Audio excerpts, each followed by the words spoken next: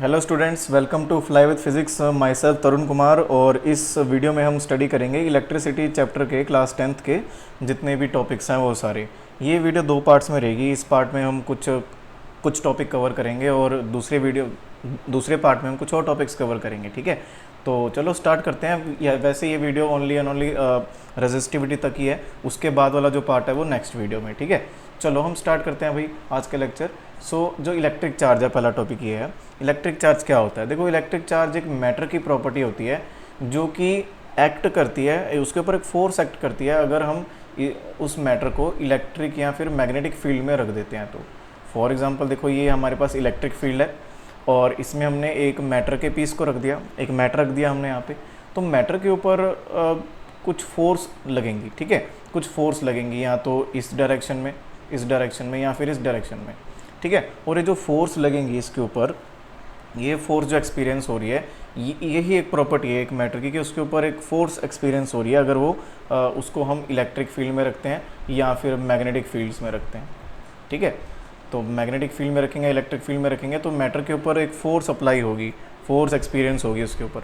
तो वो उसी प्रॉपर्टी को हम क्या कहते हैं, इलेक्ट्रिक चार्ज कहते हैं। तो इसकी डेफिनेशन है, इलेक्ट्रिक चार्ज को दो टाइप्स होते हैं, इसके दो टाइप्स होते हैं। कौन से? एक पॉजिटिव चार्ज, एक नेगेटिव चार्ज। पॉजिटिव चार्ज कौन से होते हैं? पॉजिटिव चार्ज और ये प्लस के साइन के होते हैं ऐसे, प्लस, और नेगेटिव चार्ज माइनस के साइन के होते हैं ये ऐसे। बट पॉजिटिव चार्जेस में प्रोटॉन्स आते हैं और नेगेटिव चार्जेस में इलेक्ट्रॉन्स आते हैं। ठीक है, तो ये आगे पढ़ेंगे हम इसके बारे में। अच्छा, ये कैसे पता लगता है कि हमने पॉजिटिव चार्ज एक्वायर कर लिया या फिर नेगेटिव चार्ज एक्वायर कर लिया? ये कुछ एक्सपेरिमेंट से पता लगता है। जैसे कि कुछ कन्वेंशनल एक्सपेरिमेंट है हमारे पास, जैसे कि ग्लास रोड और सिल्क क्लॉथ को हम रब करेंगे तो उससे होगा क्या कि उससे एक के ऊपर पॉजिटिव चार्ज आ जाएगा, दूसरे के ऊपर नेगेटिव चार्ज आ जाएगा। जैसे इस केस में ग्लास रोड के ऊपर पॉजिटिव चार्ज आ जाएगा और सिल्क क्लॉथ के ऊपर नेगेटिव चार्ज। ठीक है, और अगर हम बात करें इबोनाइट रोड की और आपके पास वुलन क्लॉथ की, तो सिमिलरली इस पर भी इबोनाइट रोड के ऊपर नेगेटिव चार्ज आ जाएगा और आपके पास वुलन क्लॉथ के ऊपर पॉजिटिव चार्ज। अब ऐसा होगा क्यों? ऐसा इसलिए होगा बिकॉज इनके जो ये देखो, हर एक चीज़ जो है वो एटम से बनी होती है और एटम खुद जो है वो प्रोटॉन्स और इलेक्ट्रॉन से बना होता है। ठीक है, तो ये जो बीच वाला जो आपके पास ये मैंने एक एटम बनाने की कोशिश की है, और ये बीच वाला है, ये आपके पास क्या है, ये न्यूक्लियस है, और आपके पास बाकी इसके अराउंड क्या घूम रहे हैं, इलेक्ट्रॉन्स घूम रहे हैं। ठीक है, ये इलेक्ट्रॉन्स मैं बना रहा हूँ तो ये जो इलेक्ट्रॉन्स है ये घूमते हैं इसके अराउंड, तो ये पॉजिटिव चार्ज होते हैं, नेगेटिव चार्ज होते हैं। अब कुछ इलेक्ट्रॉन्स चले जाते हैं, अगर हम किसी एक मैटर को दूसरे मैटर के ऊपर रब करते हैं तो एक दूसरे के ऊपर चले जाते हैं। वो एक में इलेक्ट्रॉन ज़्यादा हो जाएंगे तो फिर नेगेटिव चार्ज हो जाएगा, जिसमें प्रोटॉन ज़्यादा हो जाएंगे उसमें पॉजिटिव चार्ज हो जाएगा। इस तरीके से हम बता सकते हैं पॉजिटिव नेगेटिव चार्ज के बारे में। ठीक है, तो ये एक प्रॉपर्टी होती है पॉजिटिव और नेगेटिव चार्जेस की कि वो एक दूसरे से अट्रैक्ट करते हैं और रिपेल करते हैं। ये रिपेल कब करेंगे? रिपेल तब करेंगे जब दोनों के दोनों सेम नेचर के होंगे। जैसे अगर पॉजिटिव के होंगे तो रिपेल करेंगे, नेगेटिव के होंगे तो भी रिपेल करेंगे, और अगर पॉजिटिव और नेगेटिव हुए तो अट्रैक्ट करेंगे। ठीक है, ये तो ये बिल्कुल बेसिक डिस्कशन थी इसके ऊपर। आगे चलते हैं। तो इलेक्ट्रिक चार्ज की जो एसआई यूनिट है वो क्या होती है? वो होती है कूलम। कूलम इसकी एसआई यूनिट होती है। ठीक है, अगर हम एक कूलम को डिफाइन करें कि 1 कूलम किसके बराबर होता है, तो 1 कूलम की जो डेफिनेशन होती है वो एक बार देखो, फिर मैं आपको मतलब बताता हूँ। ये एक ऐसी क्वांटिटी ऑफ इलेक्ट्रिक चार्ज होती है जो कि जिसके ऊपर जो फोर्स लगाती है 9 × 10⁹ न्यूटन का, अगर दो चार्जेस 1 मीटर डिस्टेंस के ऊपर हों। ये जो डेफिनेशन आई है ना, ये कूलम्स लॉ से आई है। कूलम एक साइंटिस्ट थे, उन्होंने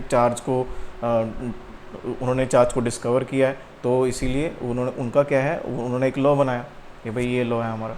तो जो आपके पास लॉ है वो देखो, वो क्या है कि मान लो दो चार्जेस है आपके पास, मान लो ये इसका नाम देते हैं हम Q1 चार्ज और इसका नाम हम देते हैं Q2 चार्ज। ठीक है, जो चार्जेस होते हैं उसको हम Q से डिनोट करते हैं, छोटे Q से, और कैपिटल Q से भी डिनोट करते हैं कई बार।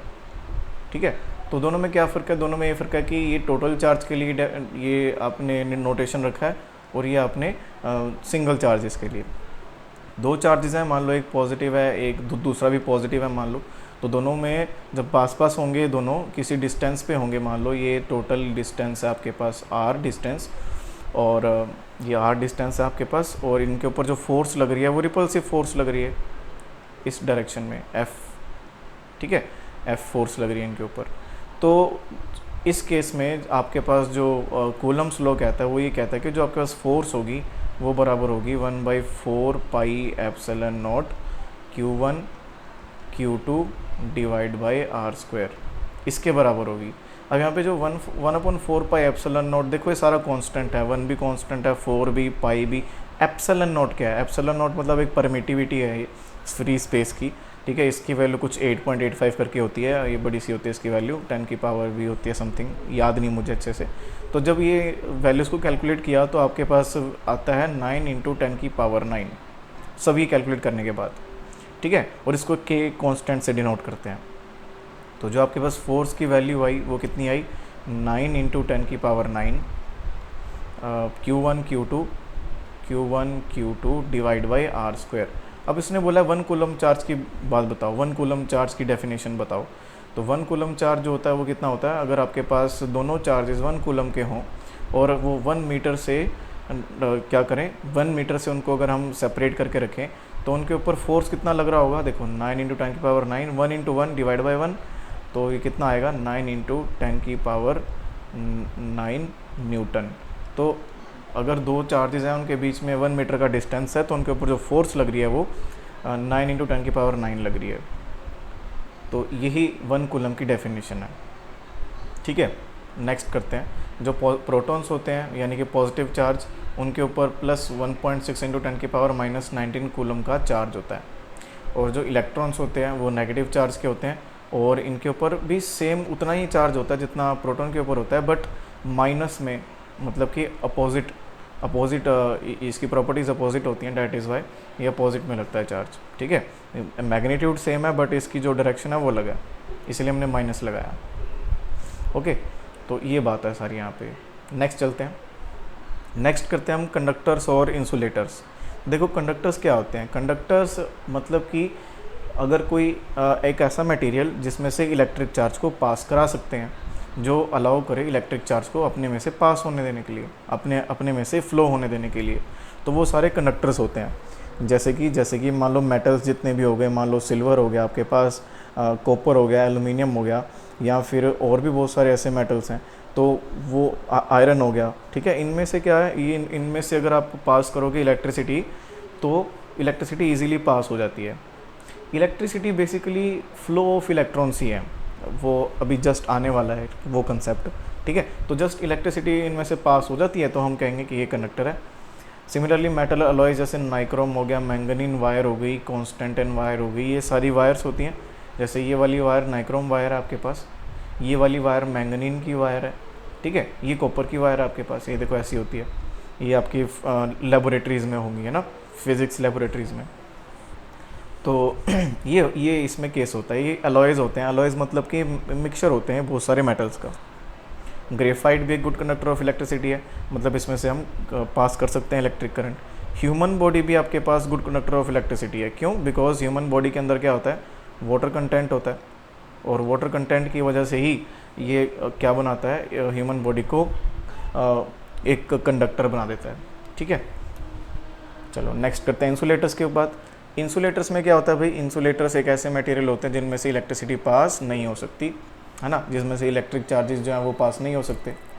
तो जैसे अगर हम बात करें किसकी, अगर हम बात करें कि ग्लास की, इबोनाइट रोड की, रबर की, प्लास्टिक, पेपर, वुड, ये माइका, बैकलाइट, प्रोकेल, ये और एयर एज वेल, तो ये सारे के सारे आपके एग्जांपल हैं किस चीज़ के, ये हैं इंसुलेटर्स के एग्जांपल।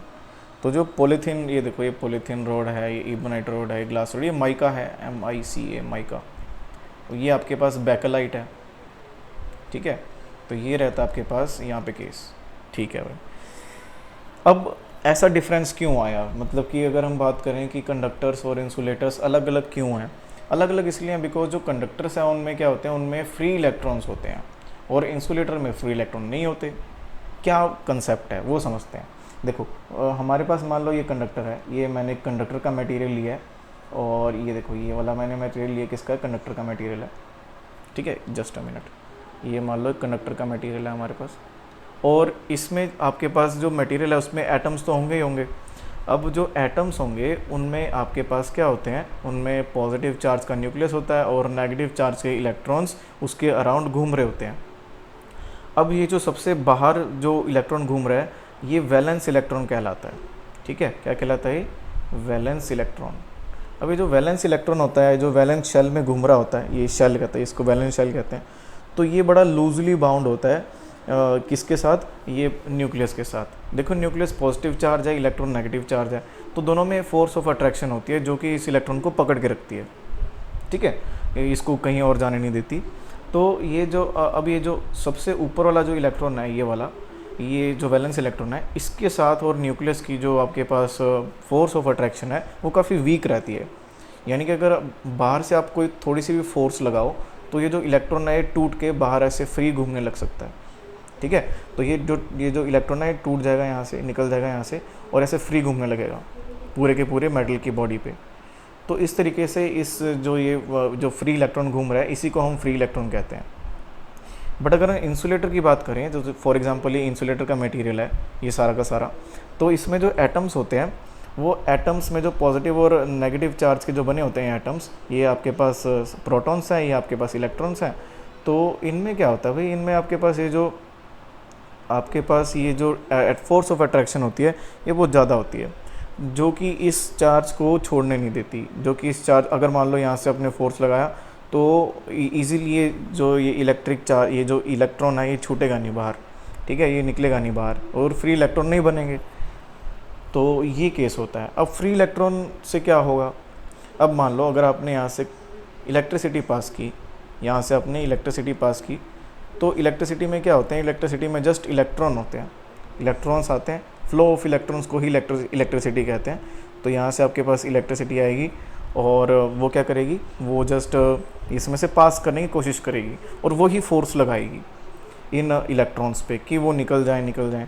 बट मान लो ये अब क्योंकि इंसुलेटर है, इंसुलेटर में से इलेक्ट्रॉन्स इजीली नहीं निकल पाएंगे, तो यहाँ पे ये इलेक्ट्रिक करंट, ये जो इलेक्ट्रिसिटी है ये फ्लो नहीं कर पाएगी यहाँ से लेकर यहाँ तक। But in the case of conductor यहाँ पे ऐसा कुछ नहीं है, यहाँ पे इजीली फ्लो कर पाएगा सारा सिस्टम, क्योंकि यहाँ पे क्या हो रहा है, यहाँ पे आपके पास जो इलेक्ट्रिसिटी है वो जब पास होगी यहाँ से, तो यहाँ पे इलेक्ट्रॉन्स पहले से और भी प्रेजेंट है जो कि इसको इजीली फ्लो होने देंगे। ठीक है, तो ये केस रहेगा आपके पास यहाँ पे कि यहाँ से इजीली जो इलेक्ट्रॉन्स है उसका फ्लो रहेगा यहाँ पे। तो इनके कारण जो फ्री इलेक्ट्रॉन्स हैं उनके कारण ही इन दोनों में एक डिफरेंस आ जाता है।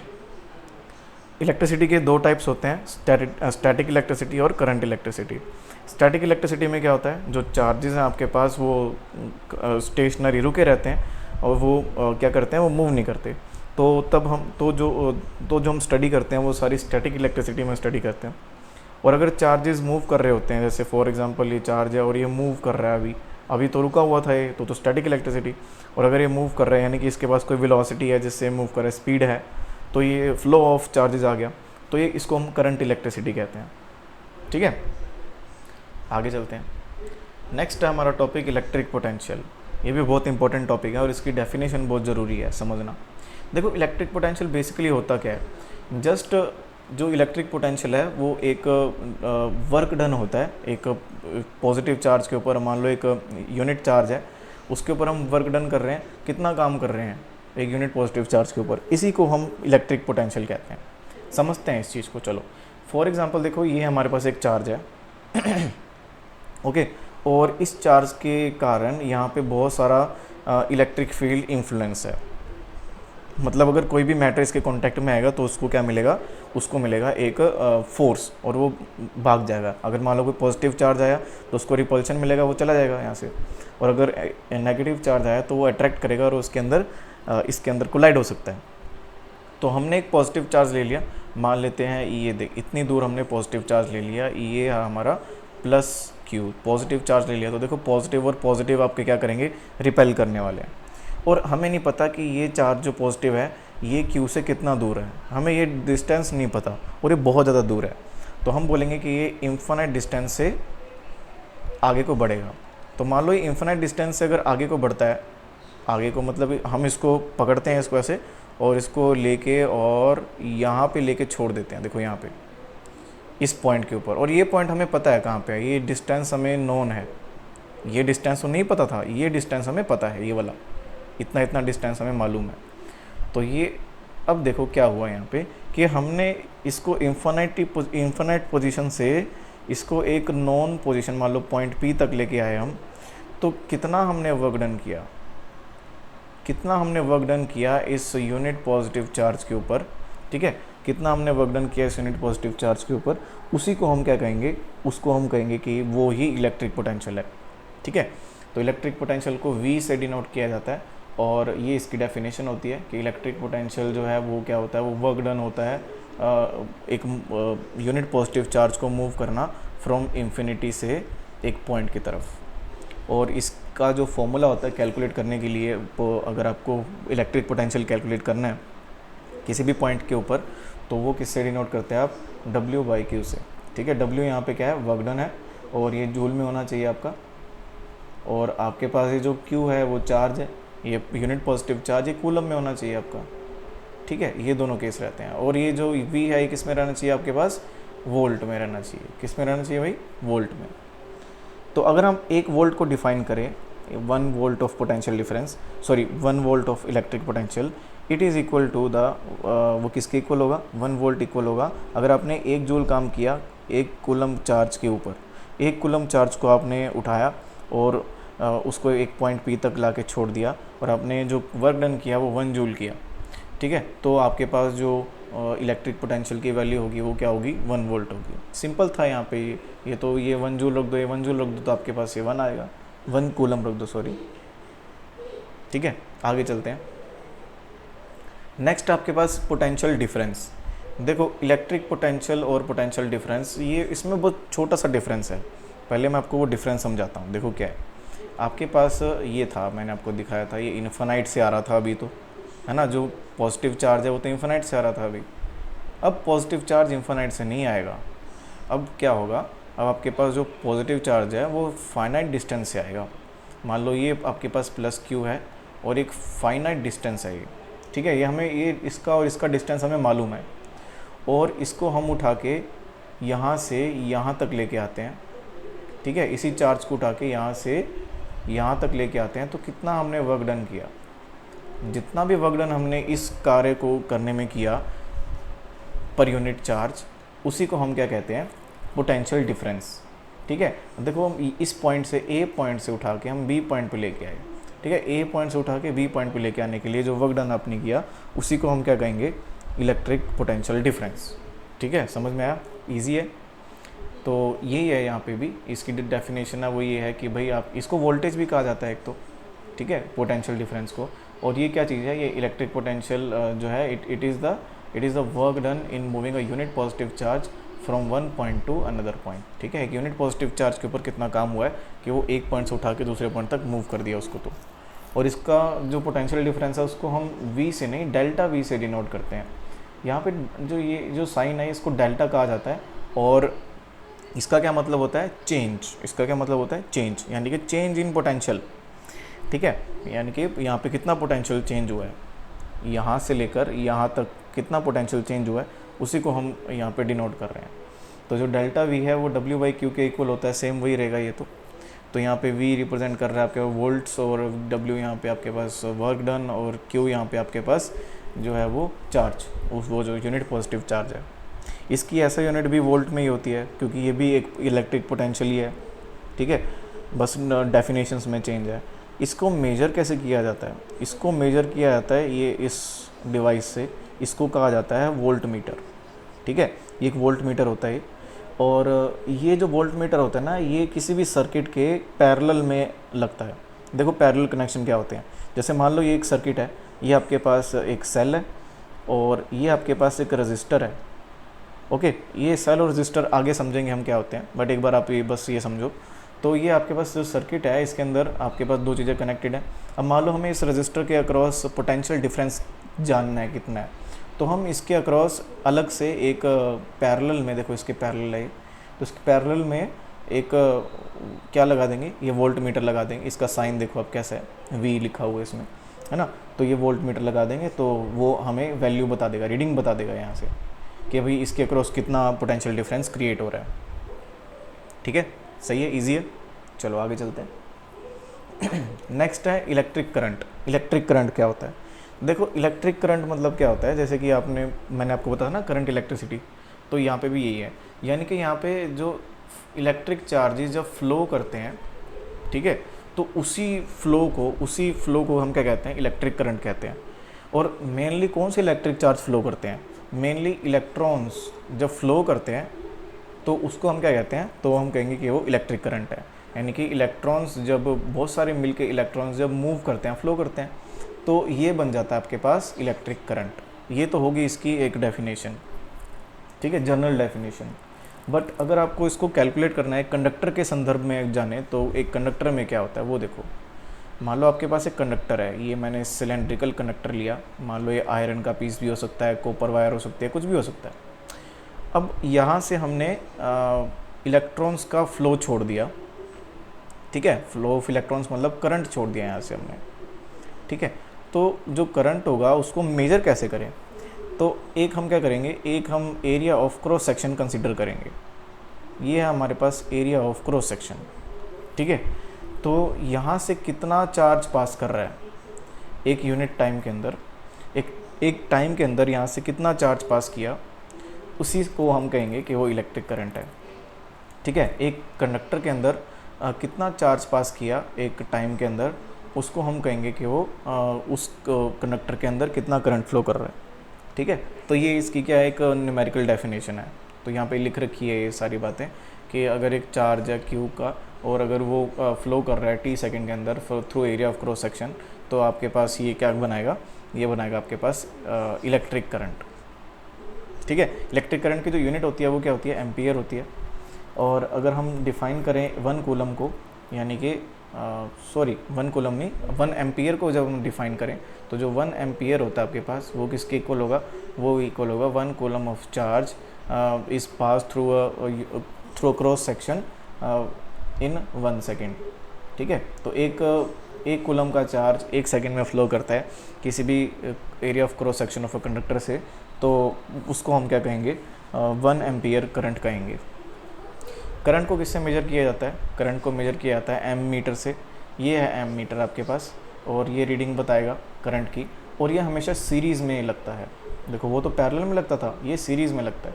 सीरीज़ क्या होता है? यानी कि सर्किट के बिल्कुल बीच में, मतलब सर्किट के अंदर ही, है ना। जैसे मान लो ये सर्किट है, सर्किट को पहले हटाया और जैसे यहाँ से और इसके बीच में एम मीटर इंसर्ट किया, फिर सर्किट को कंप्लीट कर दिया। और पैरेलल में क्या होता है? पैरेलल में अलग से हम तार लगा के और क्या करते हैं, ऐसे कनेक्ट करते हैं। तो ये नहीं है यहाँ पे हमारे पास सीरीज़ कनेक्शन है, तो हम इसको हटा देते हैं। तो आपके पास ये एम मीटर है और यहाँ से आपको रीडिंग पता चलेगी किस चीज़ की, करंट की, कि कितना करंट फ्लो कर रहा है इस तार के अंदर, ठीक है। तो ये बात रहेगी इलेक्ट्रिक करंट के ऊपर। नेक्स्ट करते हैं। नेक्स्ट आपका कि इलेक्ट्रिक करंट की डायरेक्शन क्या होती है। ये बड़ा ज़रूरी कॉन्सेप्ट है, ध्यान से सुनना। मान लो ये एक सर्किट है आपके पास, ये हमने एक बैटरी लगाई है और ये एक आपने बल्ब कनेक्ट किया है, ठीक है। अब होता क्या है कि देखो बैटरी के पास एक पॉजिटिव टर्मिनल होता है, एक नेगेटिव टर्मिनल होता है, ओके। यहाँ से इलेक्ट्रॉन्स निकलते हैं, ठीक है। और यहाँ से इलेक्ट्रॉन्स निकलेंगे तो देखो इलेक्ट्रॉन की जो डायरेक्शन है वो ब्लू से दिखाई गई है। देखो इलेक्ट्रॉन यहाँ से निकला, ऐसे जाएगा, फिर ऐसे जाएगा वो, फिर ऐसे जाएगा वो, फिर इसमें से पास करेगा और फिर लास्ट में वो यहाँ पॉजिटिव जो आपके पास एंड है वहाँ पे जाके मिल जाएगा। क्यों मिल जाएगा? अरे भाई वो पॉजिटिव इसको अट्रैक्ट करेगा ना, इसीलिए। और यहाँ पे बहुत सारे इलेक्ट्रॉन्स हैं तो रिपेल करेंगे आपस में, तो इसलिए यहाँ से भागेंगे ही, ऐसे भाग के और यहाँ पे इसके पास आ जाएंगे। तो ये जो ब्लू वाली आप डायरेक्शन देख रहे हो ना, ये डायरेक्शन है किसकी? फ्लो ऑफ इलेक्ट्रॉन्स की, जो कि जिसको एक्चुअली में करंट की डायरेक्शन मानना चाहिए, बट करंट की डायरेक्शन ये नहीं होती, ठीक है। करंट की डायरेक्शन देखो क्या बनाई गई है, करंट की direction just flow of electron के उल्टी बनाई गई है, ठीक है। जैसे ये जो आप रेड वाली वायर ये देख रहे हो ना, एरोस, ये वाली एरोस, ये देखो ऐसे जा रही है, फिर ऐसे जा रही है, यानी कि फ्लो ऑफ इलेक्ट्रॉन्स के अपोजिट हमने कंसीडर किया है किसको? करंट की डायरेक्शन को, ठीक है। ये जस्ट एक कन्वेंशन है, इसका कोई मीनिंग नहीं है कि ऐसा क्यों किया है। अच्छा, इसके पीछे भी एक बात है कि ऐसा क्यों किया है। जब इलेक्ट्रिसिटी को मतलब कि डेवलप किया गया था, जब इलेक्ट्रिसिटी को इन्वेंट किया गया था, तो सिर्फ हमें ये पता था कि एक पॉजिटिव चार्ज है, एक नेगेटिव चार्ज है। इलेक्ट्रॉन तब डिस्कवर हुए ही नहीं थे, ठीक है। तब ये माना जाता था कि जो पॉजिटिव चार्ज है ना, तो जो आपके पास फ्लो ऑफ मतलब कि करंट होगा, यानी कि करंट की जो डायरेक्शन लेंगे वो हम फ्लो ऑफ पॉजिटिव चार्जेस के बराबर रहेंगे। यानी कि देखो यहाँ से, देखो ये पॉजिटिव चार्ज ही जा रहा है, यहाँ से प्लस का चार्ज यहाँ से निकलेगा, ऐसे ट्रैवल करेगा, ऐसे ट्रैवल करेगा, एक सेकेंड, ऐसे ट्रैवल करके और ऐसे ट्रैवल करके, और आपके पास ये नेगेटिव चार्ज में समा जाएगा, और नेगेटिव चार्ज यहाँ से निकलेगा और पॉजिटिव चार्ज में समा जाएगा। तो जो डायरेक्शन ऑफ आपके पास करंट होती है वो it is the flow of positive charge, ये भी आप कह सकते हो। तो कंक्लूजन ये रहा इसका कि जो इलेक्ट्रॉन का जो फ्लो होता है, अगर इलेक्ट्रॉन का फ्लो ऐसे जा रहा है तो आप करंट की डायरेक्शन उल्टी लोगे। ट्रिक बताएं तो ट्रिक ये है कि आप बस ये कंसीडर करो कि पॉजिटिव चार्ज जहाँ से निकल रहा है और जहाँ पे ऐसे जा रहा है, बस वही आपकी फाइनल डायरेक्शन है नेगेटिव किसकी, करंट की, ठीक है। तो डायरेक्शन ऑफ करंट जो होता है वो आपके पास फ्लो ऑफ इलेक्ट्रॉन्स के अपोजिट होता है, और ये इसकी क्या रहती है, कंडीशन रहती है, ठीक है। नेक्स्ट करते हैं सिंबल्स। देखो इलेक्ट्रिक कंपोनेंट्स, आपने इलेक्ट्रिक सर्किट बनाने हैं अभी, जब हम इसके क्वेश्चन आंसर करेंगे तो देखो ये इलेक्ट्रिक सेल का सिंबल है और ये बैटरी का सिंबल है। मतलब इसमें 1 2 3 4 सेल लगाए गए हैं। सेल के पास एक पॉजिटिव टर्मिनल होगा जो कि बड़ा, ये जो आप ये डंडा देख रहे हो, छोटा डंडा आपको बताएगा किसका, नेगेटिव टर्मिनल का, ठीक है। तो ये आपके पास रहेगा बैटरी के लिए। लैंप के लिए आप ये डिनोट करोगे, इलेक्ट्रिक बल्ब के लिए ऐसे डिनोट करोगे आप। की लगाई जाएगी, देखो की अगर जैसे ये हटा दिया आपने ये डॉट तो ये ओपन हो, तो सर्किट ओपन है, सर्किट कनेक्टेड नहीं है, पूरी तरह से क्लोज नहीं है। और अगर की आपने लगा दिया तो सर्किट क्लोज है। ये देखो ये वायर क्रॉसिंग है यहाँ पे, मतलब कि ये वायर इस वायर से इंटरसेक्ट नहीं हो रही, मतलब ऊपर से जा रही है। रजिस्टर, ये रजिस्टर के लिए रेजिस्टेंस पढ़ेंगे तो रजिस्टर समझ में आएगा। ये रियोस्टेट है। यहाँ पे क्या होता है, यहाँ पे रजिस्टर होता है उसकी वेरिएबल रेजिस्टेंस होती है। ये एमीटर है जो कि करंट को मेजर करेगा, ठीक है, सर्किट में। और ये वोल्टमीटर है जो क्या करेगा, जो कि पोटेंशियल डिफरेंस को मेजर करेगा। ये गैल्वेनोमीटर है, ये भी करंट को मेजर करेगा। अरे सर क्या बात कर रहे हो, दो चीज़ें हो रही है करंट को मेजर करने के लिए। यस, क्योंकि जो आपके पास एमीटर है वो AC और DC दोनों करंट को मेजर करता है, और जो आपके पास गैल्वेनोमीटर है वो DC करंट को ही मेजर करता है। AC बोले तो ऑल्टरनेटिंग करंट, DC बोले तो डायरेक्ट करंट, ठीक है। तो दो तरह के करंट होते हैं हमारे पास, आएंगे ये टॉपिक्स भी, ठीक है, डायरेक्ट करंट और ऑल्टरनेटिंग करंट। अच्छा आगे करते हैं। ये AC सोर्स होता है, ऑल्टरनेटिंग करंट का सोर्स। हमारे घरों में AC जो ऑल्टरनेटिंग करंट है वो हमारे घरों में आता है। एक डायरेक्ट करंट भी होता है। आगे चलते हैं। नेक्स्ट है आपके पास ओहम्स लॉ। ओहम्स लॉ से बहुत क्वेश्चन आते हैं भाई, तो इसको ध्यान से समझना। पहले तो देखो ओहम्स एक साइंटिस्ट थे और उन्होंने क्या किया था, उन्होंने करंट और पोटेंशियल डिफरेंस के बीच में रिलेशन बनाया था। उनका ये कहना था कि जितना ज़्यादा पोटेंशियल डिफरेंस होगा करंट उतना ज़्यादा ही फ्लो करेगा। पहले तो इसको समझते हैं। देखो मान लो कि आपके पास एक पहाड़ है, ये आपके पास एक पहाड़ है, एक और पहाड़ है आपके पास, ये इतना बड़ा। अब मेरे को एक बात बताओ कि अगर एक रिवर है वो यहाँ से फ्लो होती है और ऐसे फ्लो करती है, ठीक है, तो उसका फ्लो, और एक रिवर यहाँ से निकल के और ऐसे फ्लो करती है, उसका फ्लो, किसका फ्लो ज़्यादा होगा, किसकी स्पीड ज़्यादा होगी? Times up. इसकी स्पीड ज़्यादा होगी ऑब्वियसली, इसका फ्लो ज़्यादा होगा। क्यों? क्योंकि ये बहुत ऊंचे स्थान से नीचे आ रही है, ठीक है, और इसका फ्लो थोड़ा कम होगा क्योंकि ये थोड़ा सा इसकी हाइट कम है जहाँ से गिर रही है ना। तो पोटेंशियल डिफरेंस भी यही चीज़ ही तो है कि अगर आपके पास जो करंट है वो हाई पोटेंशियल से लो पोटेंशियल की ओर आ रहा है, हाई पोटेंशियल मतलब हाई इलेक्ट्रिक प्रेशर से लो इलेक्ट्रिक प्रेशर की तरफ आ रहा है, तो आपके पास करंट तभी फ्लो करेगा। और जितना डिफरेंस ये ज़्यादा रहेगा, हाई पोटेंशियल से लो पोटेंशियल का डिफरेंस जितना ज़्यादा रहेगा उतना ज़्यादा करंट आपके पास फ्लो कर रहा होगा, ठीक है। तो मेरी बात समझ में आई आपको? तो जितना ज़्यादा आपके पास ये फ्लो रहेगा जितना ज़्यादा आपके पास ये डिफरेंस रहेगा दो पोटेंशियल्स के बीच में, हाई पोटेंशियल और लो पोटेंशियल, हाई पोटेंशियल और लो पोटेंशियल के बीच में जितना ज़्यादा डिफरेंस रहेगा उतना ही ज़्यादा आपके पास करंट फ्लो करेगा। तो ये कहा था ओम भैया ने, और उसके कहने के बाद क्या हुआ देखो, तो ये उन्होंने आपके पास एक छोटी सी स्टेटमेंट बताई कि करंट उतना ही फ्लो करेगा जितना पोटेंशियल डिफरेंस क्रिएट होगा। तो ये लिखा हुआ है कि कांस्टेंट टेम्परेचर के ऊपर, यानी यहाँ पे जो इनका जो टेम्परेचर होना चाहिए, जो जहाँ पे हम ये काम कर रहे हैं सारा, वो कांस्टेंट होना चाहिए। तो जो करंट होगा वो डायरेक्टली प्रोपोर्शनल होगा पोटेंशियल डिफरेंस कितना है। डायरेक्टली प्रोपोर्शनल मतलब अगर करंट बढ़ेगा, करंट तभी बढ़ेगा जब पोटेंशियल डिफरेंस बढ़ेगा, पोटेंशियल डिफरेंस कम होगा तो करंट भी कम होगा। ये इसका मीनिंग है, ठीक है। तो चलो आगे चलते हैं।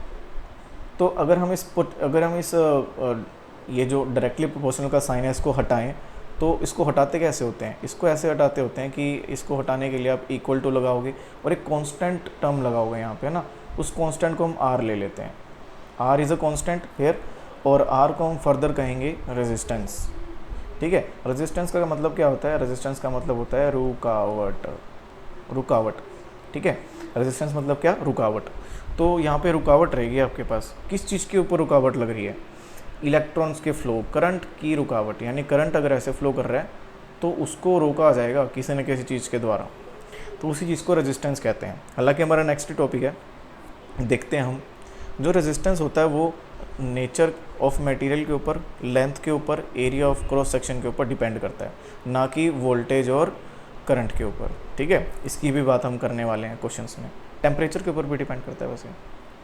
अच्छा चलो आगे चलते हैं, रेजिस्टेंस के बारे में जानते हैं थोड़ा सा। देखो भाई, आपको भी मैंने बताया कि एक कंडक्टर की प्रॉपर्टी होती है कि जो वो फ्लो ऑफ करंट को अपोज करना, रोकना।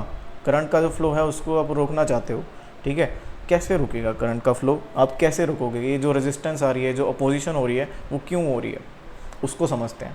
देखो वो इसलिए हो रही है भाई क्योंकि आपके पास देखो, जैसे मान लो फॉर एग्जांपल यहाँ से आ रहा है करंट, करंट कहाँ से आ रहा है? यहाँ से आ रहा है। करंट मतलब क्या होगा? मतलब कि यहाँ पे इलेक्ट्रॉन्स आ रहे हैं, बहुत सारे इलेक्ट्रॉन्स यहाँ पे आ रहे हैं, फ्लो कर रहे हैं यहाँ पे जैसे आएंगे, ये कंडक्टर है, ये आपके पास कंडक्टर है, और कंडक्टर के अंदर भी एटम्स होंगे। ये देखो ये सारे एटम्स हैं, आयन्स हैं यहाँ पे।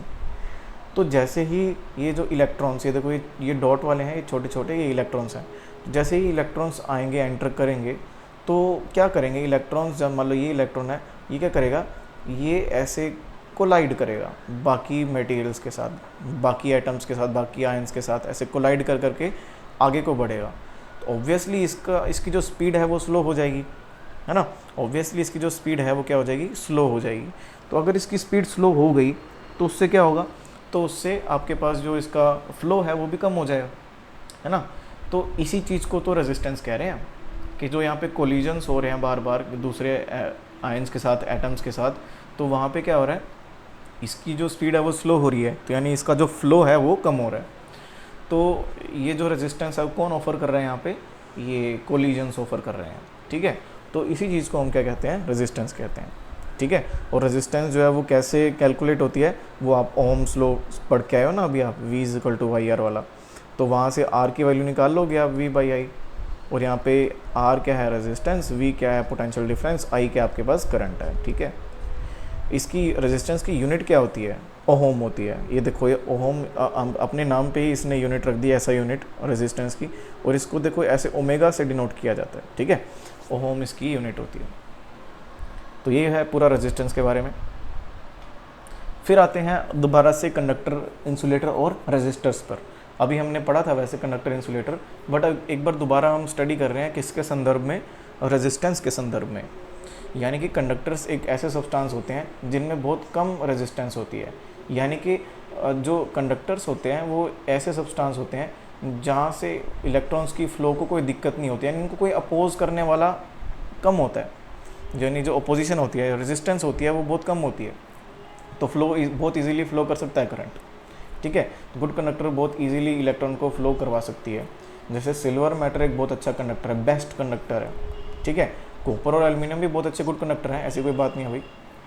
तो अगर हम बात करें इलेक्ट्रिक वायर्स की, तो वो वैसे कॉपर और एल्युमिनियम वायर से बनती है। क्यों? जो इलेक्ट्रिक वायर होती है वो कॉपर और एल्युमिनियम मटेरियल से बनते हैं, क्योंकि इनके अंदर बहुत कम रेजिस्टेंस होती है। आप बोलोगे कि भाई बेस्ट कंडक्टर तो सिल्वर मेटल है, सिल्वर मेटल है बेस्ट कंडक्टर तो, ठीक है। तो भाई ये महंगा भी तो है, कॉपर और एल्युमिनियम थोड़ी सस्ती है इनके कंपैरिजन में, तो इसीलिए क्या होगा, इसीलिए आपके पास ये जो कंडक्टर्स हैं ये क्या है, इनकी रेजिस्टेंस कम रहती है। नेक्स्ट देखते हैं भाई। नेक्स्ट है आपके पास रेजिस्टर्स। रेजिस्टर्स क्या है, ये ऐसे सब्सटेंसेस हैं जिनके पास थोड़ी सी ज़्यादा इलेक्ट्रिकल रेजिस्टेंस रहती है। यानी कि मान लो कि ये एक रेजिस्टर है, ये एक डिवाइस होते हैं, ये भी मटेरियल होते हैं वैसे तो, सॉरी। तो ये इलेक्ट्रॉन के फ़्लो को रोकने की ज़्यादा कोशिश करते हैं एज़ कम्पेयर टू कंडक्टर्स, ठीक है। तो इनमें थोड़ी रेजिस्टेंस ज़्यादा होती है।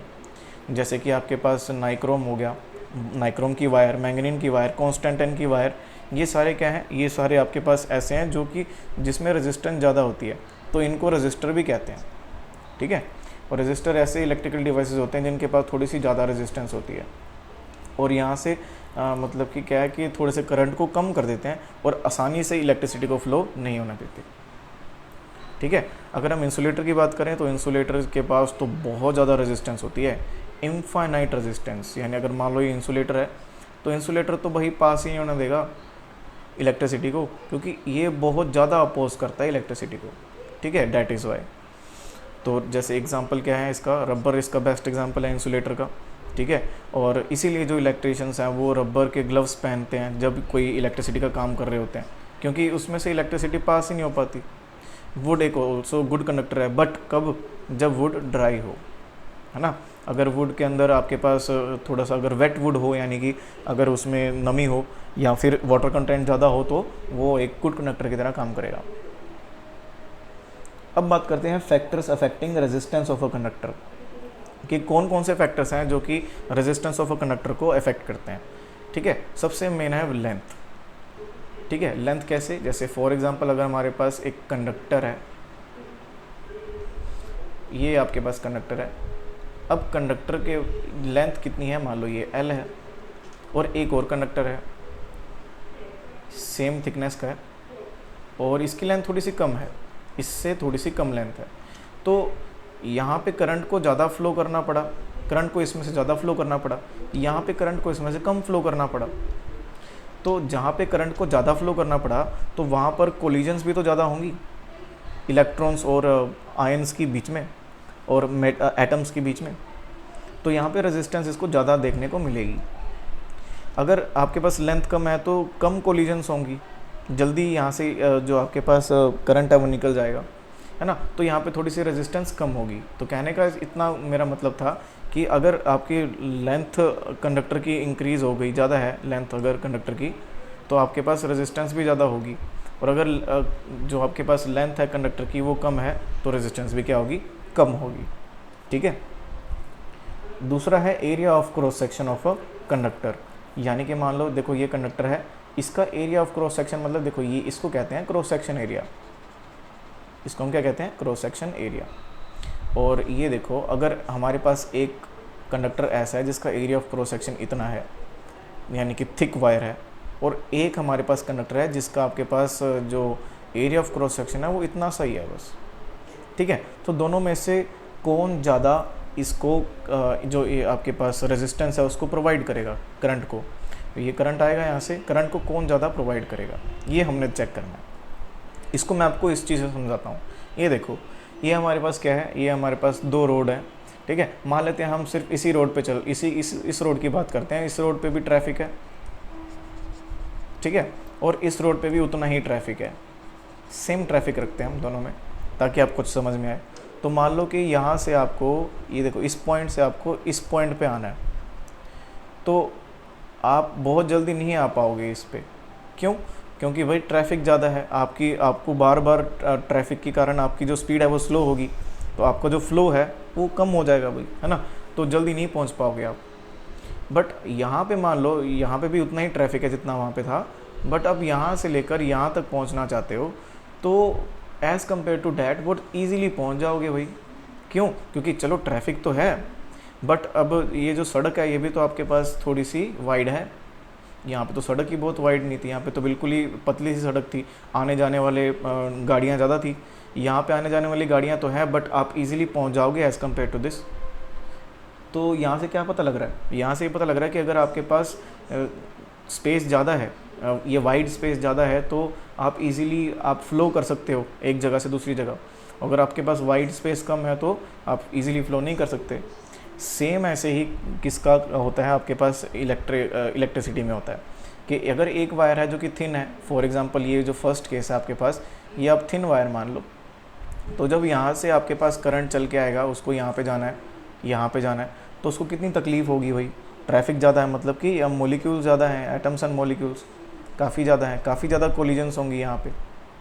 बट अगर यहाँ पे बात करें तो यहाँ पे भी मोलिक्यूल्स हैं, ऐसे कोई बात नहीं है यहाँ पे मोलिक्यूल नहीं है, बट यहाँ पे रेजिस्टेंस पर यहाँ पे जो करंट है वो ईजिली पास कर जाएगा। स्पेस ज़्यादा है ना दो मोलिक्यूल्स के बीच में, यहाँ पे स्पेस कम है इसीलिए, ठीक है। तो ये कारण है कुछ। तो इसका क्या मतलब हुआ कि अगर आपके पास एरिया ऑफ क्रॉस सेक्शन ज़्यादा है, यानी कि अगर आपके पास थिक वायर है तो आप इजीली करंट पास हो जाएगा। अगर आपके पास थिन वायर है तो आपके पास करंट इजीली पास नहीं होगा। तो यही है कि अगर आपके पास एरिया ऑफ क्रॉस सेक्शन ज़्यादा होगा तो रेजिस्टेंस कम होगा और करंट इजीली पास कर जाएगा, और अगर एरिया ऑफ क्रॉस सेक्शन कम है तो रेजिस्टेंस ज़्यादा होगा और करंट इजीली पास नहीं कर पाएगा, तो रेजिस्टेंस ज़्यादा ऑफर देखने को मिलेगी। नेक्स्ट है nature of material. Nature of material कैसे, मान लो कि अगर वुड है आपके पास तो वुड आपको ज़्यादा रेजिस्टेंस ऑफर करेगी क्योंकि ये इंसुलेटर है, और अगर आपके पास आयरन है तो आयरन कम रेजिस्टेंस फॉलो करेगी, है ना। एल्यूमिनियम है तो उसका अपना है। तो कहने का मतलब कि जो आपके पास मटेरियल का नेचर है उसके ऊपर रेजिस्टेंस डायरेक्टली डिपेंड करती है ना। जैसा नेचर होगा वैसा रेजिस्टेंस होगी। नेक्स्ट है टेम्परेचर। टेम्परेचर कैसे कि आपके पास जो जैसे कोई भी वायर है, ठीक है, अगर आप उस वायर को अभी इनिशियली गर्म मत करो और करंट पास करो तो वो इजीली पास हो जाएगा करंट। बट अगर मान लो आपने वायर को भी गर्म कर दिया तो वायर के अंदर जो मॉलिक्यूल्स थे, एटम्स एंड मॉलिक्यूल्स जो थे उसके अंदर, तो वो भी तो उनको भी काइनेटिक एनर्जी मिलेगी, वो भी मूव करने लग जाएंगे इधर उधर, जिसके कारण अब जब अगर आप करंट पास करोगे तो उनको ज़्यादा रेजिस्टेंस ऑफर देखने को मिलेगी, तो ज़्यादा रेजिस्टेंस होगी।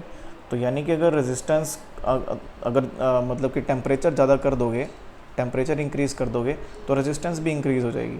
टेम्परेचर कम कर दोगे आप तो रेजिस्टेंस भी कम हो जाएगी, ठीक है। अगर मान लो आपने इसका टेम्परेचर बहुत मिनिमम कर दिया तो ये जो इनके मॉलिक्यूल्स हैं, जो आपके पास किसी भी कंडक्टर के मॉलिक्यूल्स हैं, वो तो उनकी जो मूवमेंट है वो सीज हो जाएगी, वो रुक जाएगी।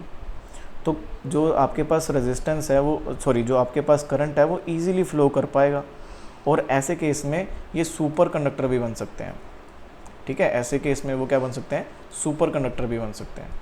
तो अगर तो आपने टेम्परेचर इंक्रीज़ किया तो रेजिस्टेंस भी इंक्रीज़ होगी, टेम्परेचर कम किया तो रेजिस्टेंस भी कम होगी।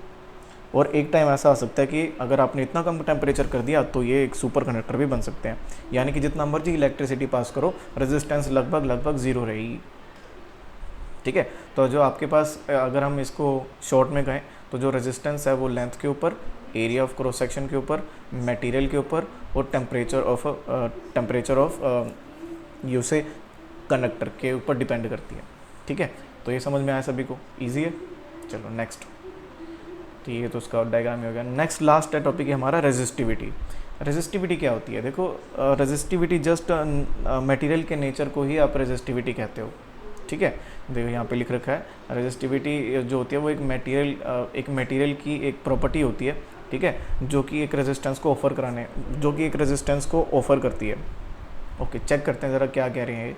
देखो आपको अभी भी पता चला कि रेजिस्टेंस जो है वो L के डायरेक्टली प्रोपोर्शनल है, और ये जो रेजिस्टेंस है वो इन्वर्सली प्रोपोर्शनल है एरिया ऑफ क्रॉस सेक्शन के।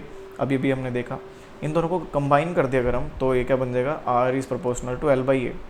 अभी प्रोपोर्शनलिटी का जो साइन है उसको हम हटाते हैं, तो वो कैसे हटाएंगे, वो इसको हटाने के लिए इक्वल टू का साइन लगाएंगे और एक कांस्टेंट लगाना पड़ेगा। अब कांस्टेंट की जगह हम ये साइन लगा देते हैं, इसको हम कहते हैं रो, और इसी को हम रेजिस्टिविटी कहते हैं, रो L/A, ठीक है। तो ये आपके पास जो रो है वो क्या है, वो एक रेजिस्टिविटी है, और L यहाँ पे लेंथ ऑफ कंडक्टर और A आपका एरिया ऑफ क्रॉस सेक्शन, ठीक है। तो जो रेजिस्टिविटी ऑफ मटेरियल है तो वो आपके पास वो रो से डिनोट होती है, वो रो कहते हैं उसको। और जो रो है उसकी यूनिट क्या हो जाएगी, जो रेजिस्टिविटी है उसकी यूनिट देखो कैसे कैलकुलेट करेंगे। आपके पास R is equal to rho L/A, ये फॉर्मूला आ गया है ना। ये बहुत इंपॉर्टेंट फॉर्मूला है भाई, इसके बेस पे बहुत सारे न्यूमेरिकल आते हैं पेपर में। ये वाला देखो, ये रो की वैल्यू निकालनी है, R की जो यूनिट होती है वो ओम में होती है, रो की हमें नहीं पता, हमें तो निकालनी है। लेंथ की मीटर में होती है और एरिया की मीटर स्क्वायर में होती है। तो यहाँ से मीटर स्क्वायर और मीटर कैंसिल हो गए, तो ये मीटर इधर चला जाएगा, तो आपके पास जो रो आएगा वो कितना आएगा, ओम मीटर। तो यहाँ पे जो रेजिस्टिविटी की ऐसा यूनिट होती है वो किस में होती है, ओम मीटर में होती है। ठीक है, तो यहाँ से रेजिस्टिविटी का कंसेप्ट आता है। ठीक है स्टूडेंट्स, सो ये था रेजिस्टिविटी के ऊपर। ठीक है, तो आई थिंक बहुत है आज के लिए इतना, तो आज के लिए इतना ही रखते हैं भाई। तो अगर आपको ये लेक्चर अच्छा लगा तो प्लीज़ लाइक कीजिए इसको। ठीक है, तो सब्सक्राइब कीजिए मेरे चैनल को अगर आपको ये अगर ये समझ में आ रहा है, कुछ मेरा काम अच्छा लग रहा है तो, और प्लीज़ शेयर कीजिए अपने फ्रेंड्स के साथ। ठीक है, अगर कुछ और टॉपिक्स की कोई नीड है कि भाई सर इस टॉपिक पे जल्दी बनाओ वीडियोस, वैसे तो मैं सारी की सारी वीडियोस अब बस प्रोवाइड करने वाला हूँ क्लास 10th की, और उसके अलावा क्लास 11th की भी आएंगी, अभी क्लास 12th की भी आएंगी। ठीक है, और साथ में और भी बहुत सारे अलग अलग सीरीज स्टार्ट करने वाला हूँ। तो प्लीज़ कमेंट अगर आपको किसी टॉपिक के ऊपर अच्छी वीडियो चाहिए तो। ठीक है, तो thank you students, okay, thank you very much.